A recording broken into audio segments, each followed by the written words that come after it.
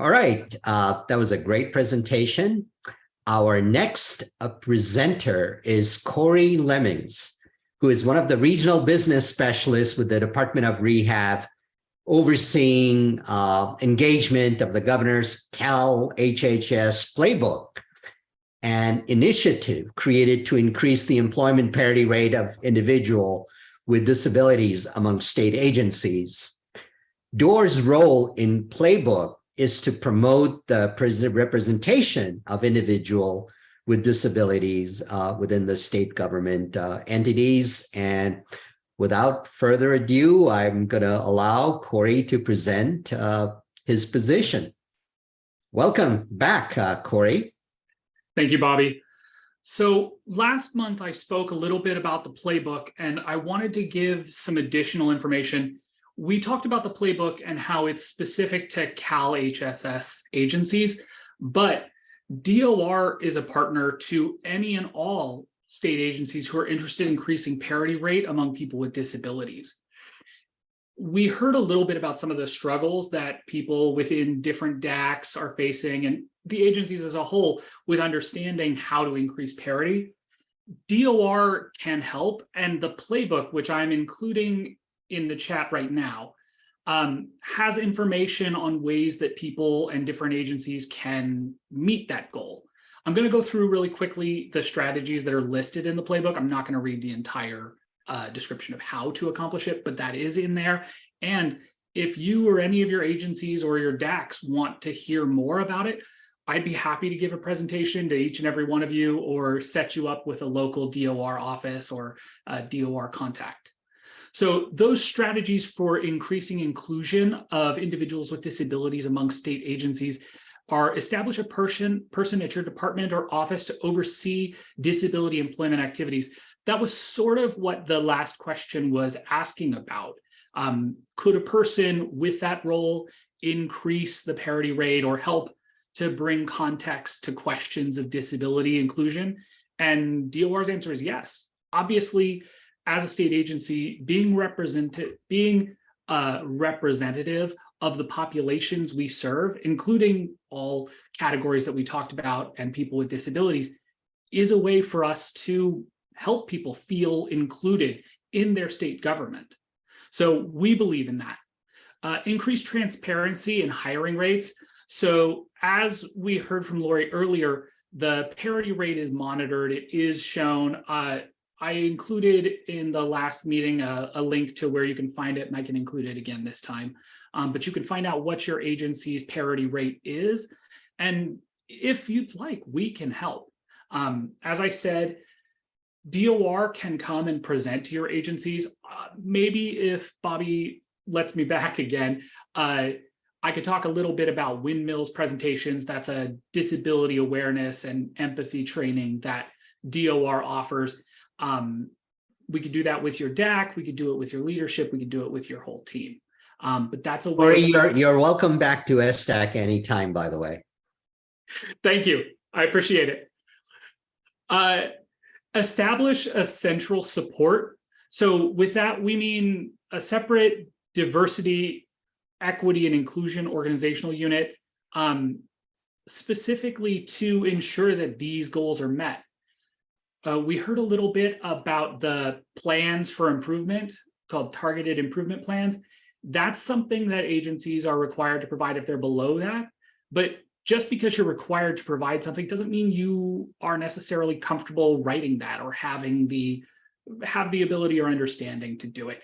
DOR would be happy to help you meet those goals. If one of your executives or your DAC knows that you're not meeting the parity goal and you'd like some help, DOR is available not just to support individuals with disabilities, to support all businesses and agencies and departments that want to support that cause. We know that business is our second partner after the consumers, after the clients. If we can get the businesses, the departments, the agencies to engage in this conversation, we know that they will then reach out and see people with disabilities as a competent, qualified set of candidates to help them meet this goal, and not just that goal of being a parity, of meeting parity, but the goal of having qualified, competent people who want to do the job. Inclusive state entity practices, targeted recruitment and hiring interventions. DOR is going to be offering a statewide state hiring event in the coming months. I'll give you a specific date and time once we have that nailed down, but we are going to be preparing state agencies to meet with people with disabilities to hire them, to screen them and hire them. Adopt reasonable accommodation policies. We heard earlier that reasonable accommodation policies might be less than fixed or might be a little bit less than ideal. What we want is for a person to reach their reasonable accommodation goal so that they can perform their job to their best ability. Remember that a reasonable accommodation has to be reasonable first. And that definition changes based on the size of the agency, the type of work they're doing, all kinds of different things. It's a lot to keep track of and it's a lot to know about. But as a state agency, we have supports to provide reasonable accommodations in a timely fashion. And even within DOR, which you heard has a 27% employment rate among people with disabilities, it's not always easy. I'm actually on one of the groups that's working on seeing a reasonable accommodation policy put in place to give specific timelines for when accommodation request is made, when the response will be provided, and once the response is provided and if approved, how long it should be for that to be provided in person, really made part of it. Remember also that reasonable accommodations are almost always free. Almost all reasonable accommodations, the vast majority of reasonable accommodations are free or very, very low cost. Almost all are under $500. Reasonable accommodations are usually a change to the work situation, say a change in schedule. I work 8:30 to 5 and take a half-hour lunch instead of an hour lunch. That's a reasonable accommodation for my situation. And those are the kinds of things that it can be difficult for a HR staff member or a manager to know. And a person with a disability isn't required to tell you what reasonable accommodation would be best for them in their situation. They are welcome to provide that information if they know it, but it's not required that they know how to accommodate their needs. So DOR can be a resource for your agencies in that discussion. We can be an advocate for you as people with disabilities. We can be an advocate for the agency as a department that needs to meet this goal. Then provide timely, reasonable accommodation responses.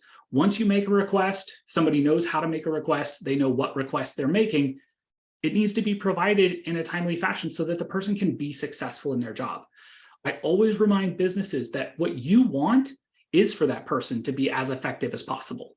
If you hire someone because they're the most qualified person, you want them to be the best they can be. And that often means a reasonable accommodation, a small change to the environment, the work situation, maybe even a small change to the duties that they're performing so that they can perform them to their best.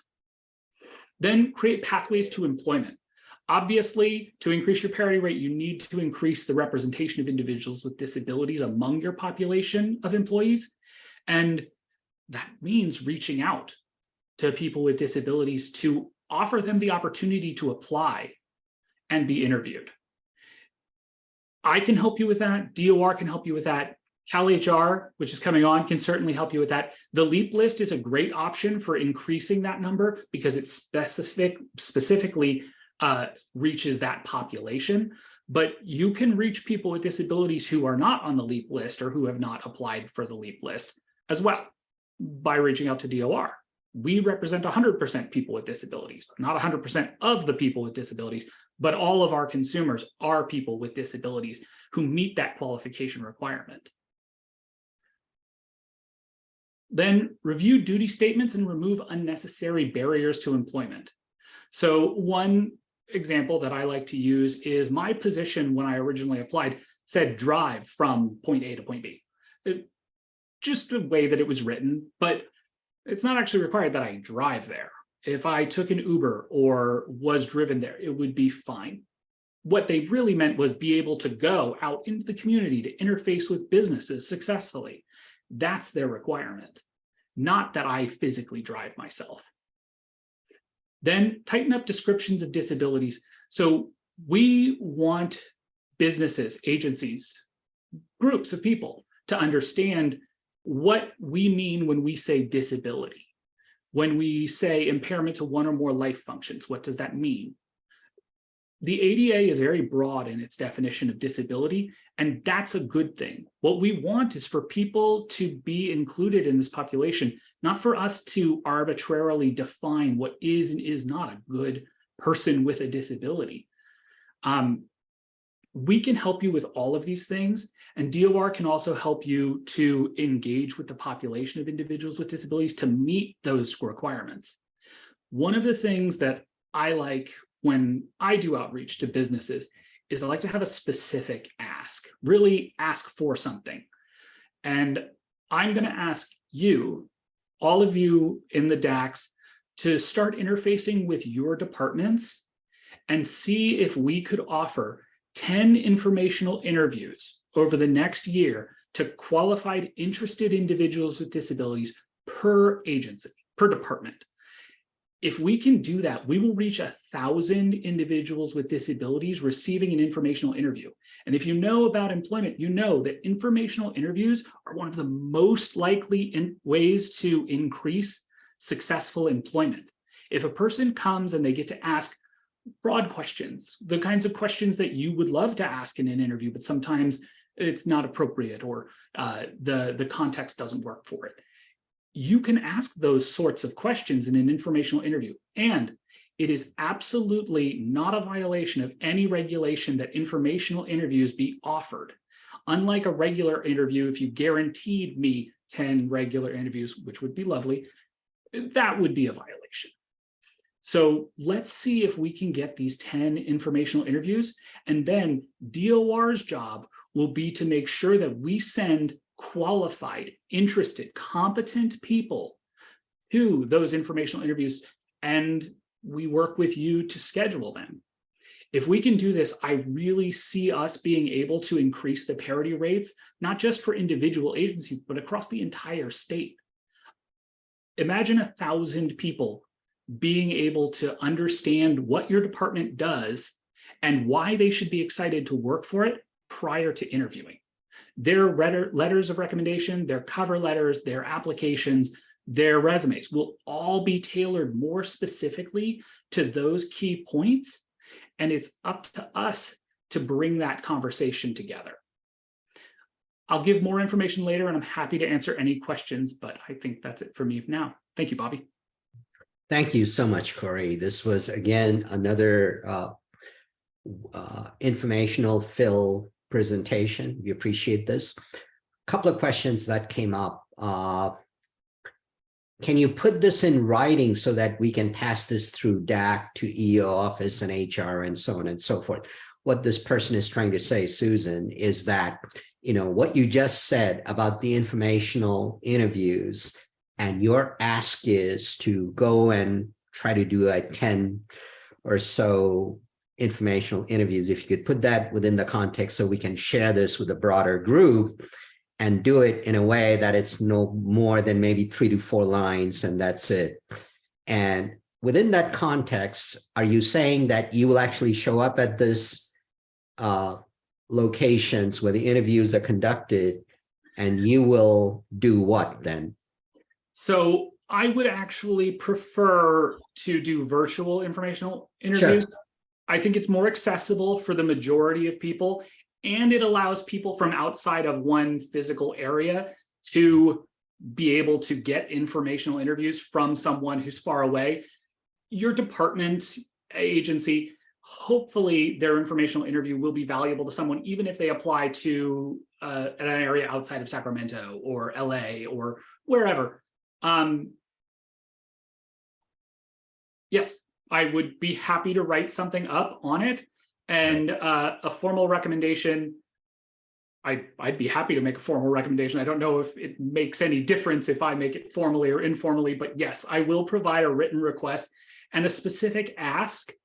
And we will be providing along with that guidance on how we'll support you. It's not just up to you to provide 10 names and us then just put something on your calendar. We want to make sure that it's convenient for you. I don't expect informational interviews to take more than 10 or 15 minutes, 10 or 15 minutes each.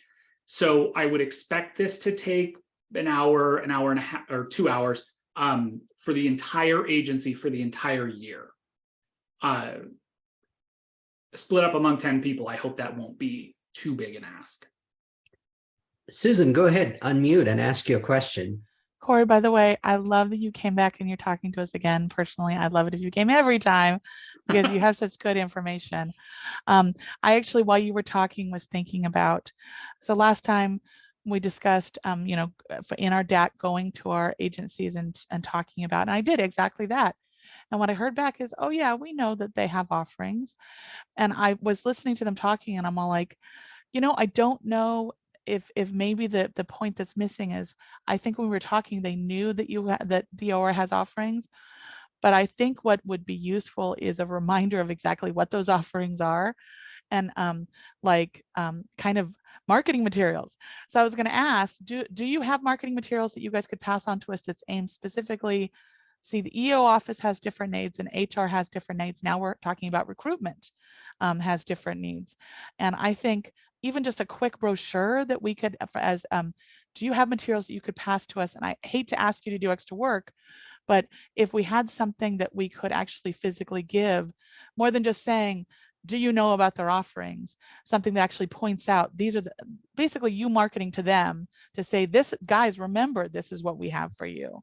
I'll provide that. Actually, I can put the general flyer in the chat right now, and I'll send it to Bobby as well.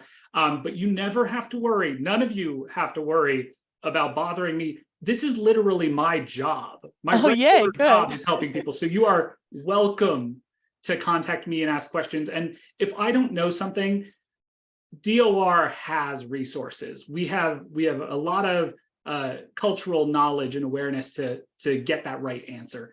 Let me provide that brochure, and I would be happy to come and speak to your DACs or to set up a meeting with one of our other regional business specialists to come. Well, that's the other thing. If you have marketing materials that's specific to EO or HR or whatever that says these are what we offer to you guys, if you like you said, if you could do a blurb that says we would be willing to come and talk to your DAC, I know that that's one of the things that DACs are often struggling with is what are we going to do in our meetings that's productive and useful, and DOR coming and talking to a DAC and saying, this is what we can do for you guys.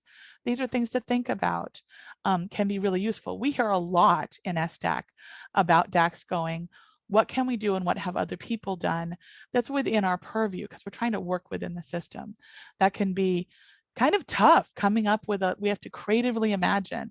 And you at DOR, you have knowledge from working with the community and working with staff that are working with people who are looking to be employed by the state. You have special knowledge that can be really useful to our DACs. I'll stop because there are other wonderful questions coming up in the chat and I want to give other people a chance to speak. Yeah, so one quick question, it's a very good question. Can you contrast between informational interview and a regular interview?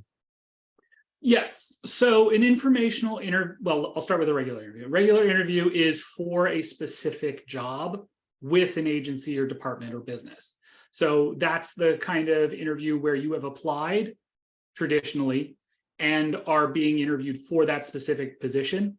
An informational interview is not for a position that is currently open or that you are being offered afterward. It's to gather information. What I usually recommend people say when asking for an informational interview is, I really like your department, your agency, I like your mission. I'd like to know more about it and see if it's a good fit for me so that I can apply. And that lets them know that you're interested, you've gathered information about them, and you're making the decision that they're an interesting place to work that you might want to, but you're not going to waste their time by applying for a position that you don't want. So it's a great opportunity for that. It doesn't have the same requirements as an interview that you have to screen the people. It has to be a competitive screening process.